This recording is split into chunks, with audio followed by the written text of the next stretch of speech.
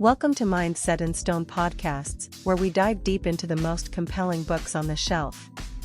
Join hosts Dave and Poppy as they uncover the stories, themes, and ideas that shape our understanding and inspire curiosity. Get ready to explore the big ideas that leave a lasting impact. Let's get started. All right, so you're joining us for this deep dive, and I'm guessing you're at least a little curious about how to get your kid, maybe a little more fired up about just about anything, right?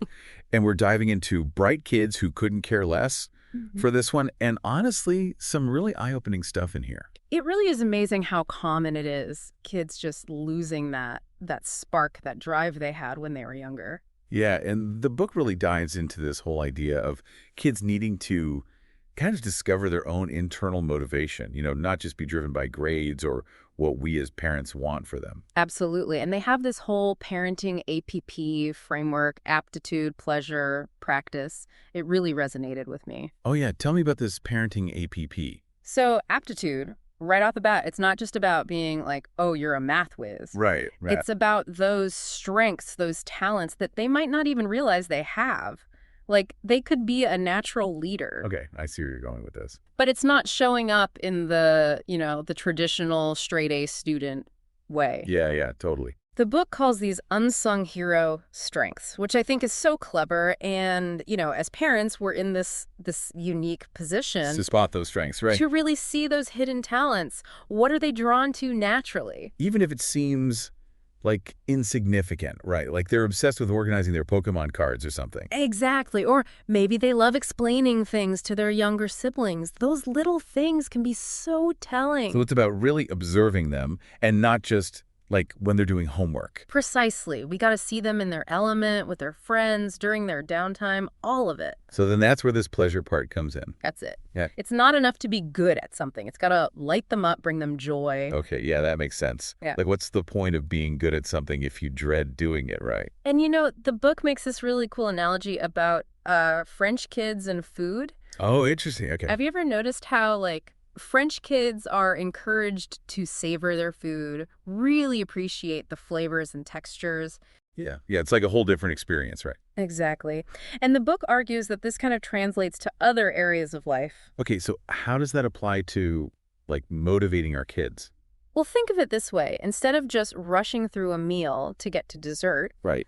we want our kids to enjoy the entire process, the learning, the creating, even the occasional frustration. So it's about finding those moments of genuine enjoyment, even in things they might not love every second of. Exactly. Like maybe your kid is super into coding, but they hate having to write out all the comments and documentation. Oh, yeah, I can see that. Or maybe they love the research part of a project, but get bogged down in the actual writing. It's about helping them find the why behind the what. I love that. The why behind the what. Because when they have that, it's like everything changes. They're not just going through the motions. They're Yeah. invested. This is reminding me of when my son was younger, and he got really into building those elaborate Lego creations. He wasn't even following the instructions half the time. There it is. It was all about the joy of creation.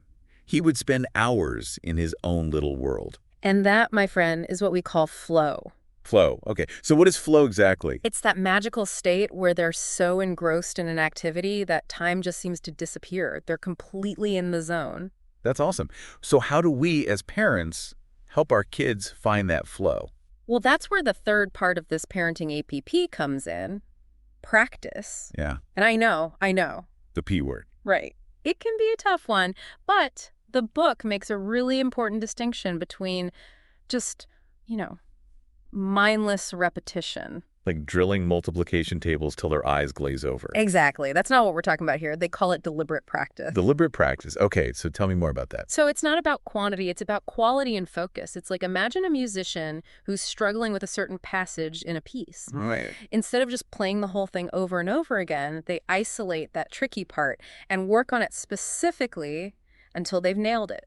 Okay, so it's like instead of just saying go practice piano for an hour, maybe it's about helping them choose a challenging piece they're really excited about. That they love.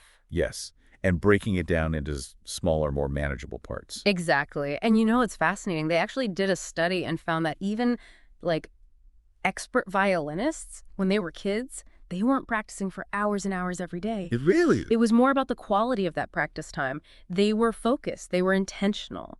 That's really interesting. It's so easy to fall into that trap of thinking that more is always better, but that's clearly not always the case. No, not at all. And this is also where understanding your child's temperament comes in. Have you ever heard of the big 5 personality traits? Openness, conscientiousness, extroversion, agreeableness, and neuroticism. It's just a framework for understanding how our personalities kind of influence our motivations.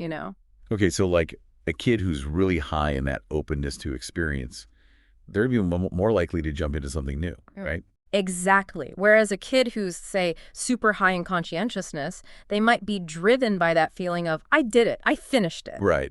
That sense of accomplishment. Exactly. And this is where this idea of goodness of fit comes in, like you were saying. Oh, yeah, I remember that part. It's all about how the environment can either, like, totally nurture a kid's natural tendencies or kind of squash them. 100%. You put a kid who thrives in a bustling social setting into this super structured, learn at your own pace environment. It's not going to be pretty. And vice versa, right? It's like trying to fit a square peg in a round hole. It makes you wonder, like, is that why some kids they just don't thrive in a traditional school setting?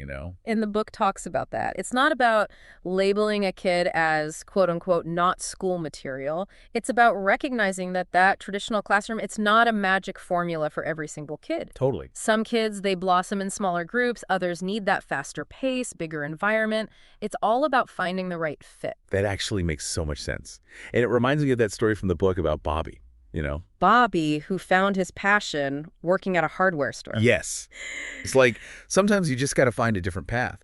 It clicked for him in a way that traditional school never did. It's about finding that right environment. Yeah. And that's a perfect segue into, well, parental expectations. Because let's be real, the college admission thing, that can be a pressure cooker. It's like we get so caught up in this one definition of success. Yeah. Good grades, prestigious college, high-paying job.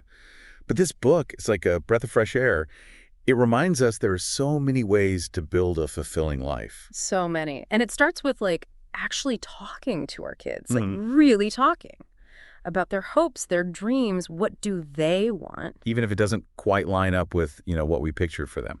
Exactly. We've got to honor their individuality, help them find their own version of a fulfilling life. And maybe challenge some of those societal expectations we've, internalized along the way.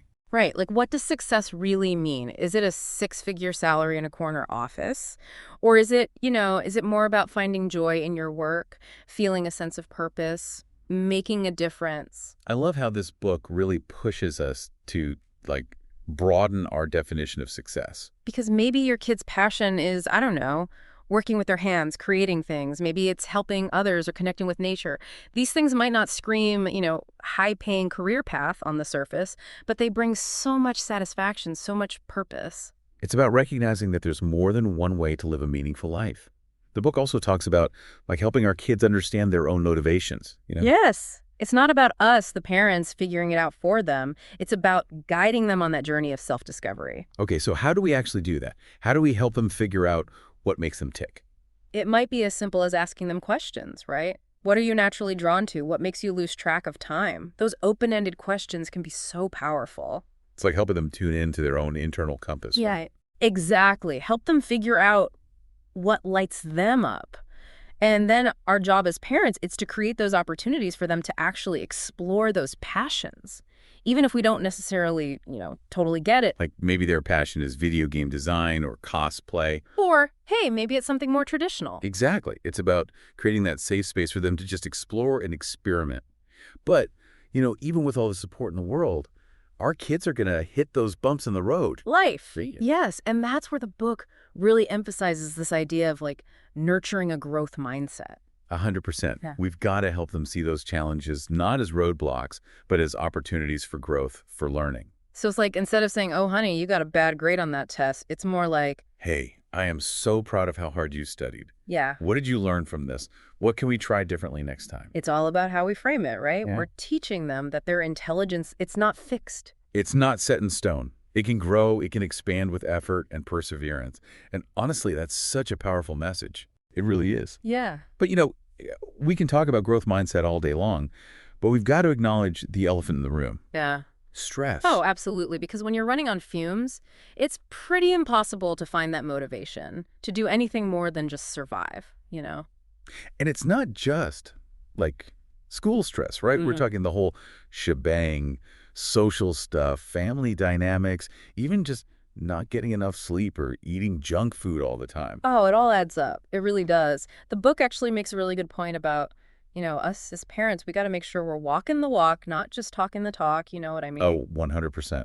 Like Yeah. modeling those healthy coping mechanisms. Exactly. Because if we're freaking out every time something goes wrong, our kids are picking up on that. They're little sponges, aren't they? Totally. And it's not about being perfect, right? Yeah. We're all human. It's just about showing them, okay, something didn't go as planned, but I can handle it.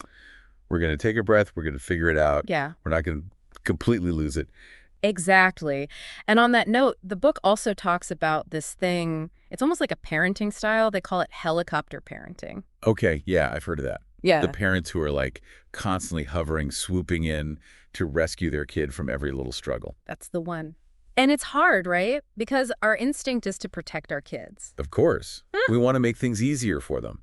But what's interesting is the book makes the case that sometimes that actually backfires. Like, in the long run, it can actually hurt their confidence and their motivation. Because it sends the message that we don't think they can handle it themselves. Exactly. Like, you're not capable, so I have to do it for you. Which is the opposite of what we want. Totally. But then, on the other hand, we don't want to be too hands-off either, right? It's all about finding that balance. Giving them roots and wings. I love that roots and wings. So we're giving them that secure base, that foundation. But then we're also trusting them to, spread their wings and fly. Okay, I love that. Now, another thing this book really dives into is goal setting. But it's not just about having any old goal, right? Right. It's got to be personal, something that really speaks to them. Something they're actually invested in, not just what WE think they should be doing. Exactly. The book calls these achievable goals, and they use this story. I think his name was Teddy. Okay, yeah, I remember Teddy. What was his deal again? So Teddy was going through it, right? Best friend moved away, broke his arm, couldn't play baseball. The poor kid was just, down in the dumps. Yeah, his motivation was probably, non-existent at that point. Oh, totally. And his parents, they were loving, supportive. But they were pushing him to just, keep up with his schoolwork as if nothing had changed. Exactly. But it wasn't working. It was like he'd just checked out. So what was the turning point for him? It was when his parents finally sat down and they really listened. And they realized, you know what? Teddy's goal in that moment wasn't about grades. It was about feeling better. Exactly. He just wanted to feel less sad, less anxious. He wanted to connect with his friends, get back to playing sports. Basic stuff. It's amazing how we, as parents, we can get so caught up in our own heads that we lose sight of what our kids are actually going through. Totally. But once they understood his goal, his real goals, It can actually help. they worked together to create a plan that actually made sense for him, for where he was AT. And guess what? Teddy started thriving again. It's like that light came back on. It did. And I think that's a really powerful message for all of us, right? Sometimes we have to adjust our expectations and meet our kids where they are. Love that. So to wrap things up for our listeners today, I think the biggest takeaway here is Rekindling your child's motivation, it's a journey, not a race. it really is. Yeah. And like we've been talking about today, it starts with understanding our kids, understanding ourselves. Then trusting that, that spark within them, it might flicker, it might even seem to disappear for a bit, but it's always there. It's always there. And with a little understanding, a lot of love, and maybe a few takeaways from bright kids who couldn't care less. You can help that spark become a roaring flame again. Beautifully said. That is all the time we have for today's deep dive, but thank you so much for joining us. We hope you're leaving with fresh insights and a spark of inspiration. Remember to subscribe, leave a review, and check back for more episodes as we dive into new worlds of thought, one book at a time. Until then, keep your mind set in stone and your curiosity open. This has been a Big L Riz Media podcast, where big ideas meet lasting impressions.